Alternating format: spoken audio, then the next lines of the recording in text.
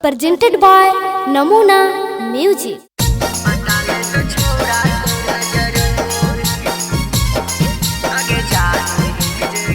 Mixed by SP Nitesh.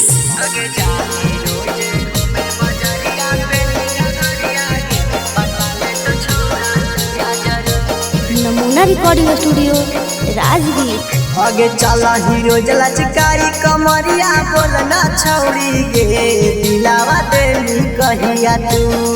आगे चला hero जला चिकारी कमरिया बोलना छौरी गे दिलावा देली कहिया तू। आगे जाही रोजे घूमे बाजारिया पेनी घरिया गे पटाले तो छौरा तोरा जरूर। आगे जाही रोजे घूमे बाजारिया पेनी घरिया गे पटाले तो छौरा तोरा जरूर। आगे चला हीरो जला चिकारी कमरिया बोलना छौरी गे दिलावा देली के करो तू। आगे चला हीरो जला चिकारी कमरिया बोलना छौरी गे दिलावा देली के करो तू। आगे जाही रोजे घूमे बाजारिया पे नीगा घरिया गे पटाले तो छौरा तोरा जरूर। आगे जाही रोजे घूमे बाजारिया पे नीगा घरिया गे पटाले तो छौरा तोरा जरूर।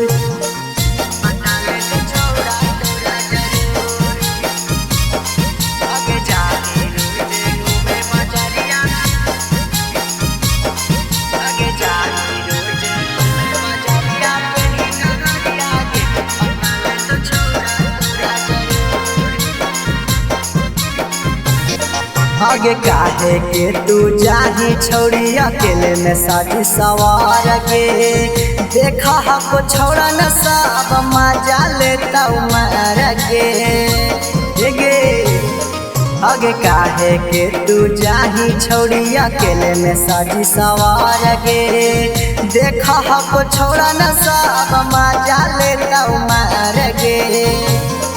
आगे करहियो हम तोरा से प्यार बोलना छौरी गे दिलावा देली कहिया तू। आगे करहियो हम तोरा से प्यार बोलना छौरी गे दिलावा देली कहिया तू। आगे जाही रोजे घूमे बाजारिया पे नीहा घरिया गे पटाले तो छौरा तोरा जरूर। आगे जाही रोजे घूमे बाजारिया पे नीहा घरिया गे पटाले तो छौरा तोरा जरूर।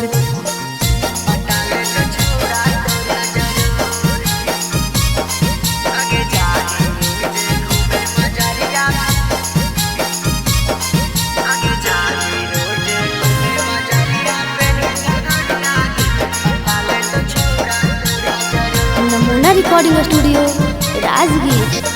आगे चला ही तू जाबोगे छौड़ी लगाई के उठा लाली मोहन करो धारली और कोरा में दवाई गे सुनही।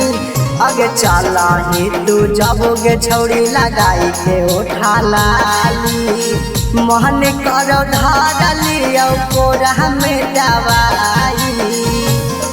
आगे सासी दीवाना के कबल छौड़ी बनाई अपन यार आज बताई देना तू।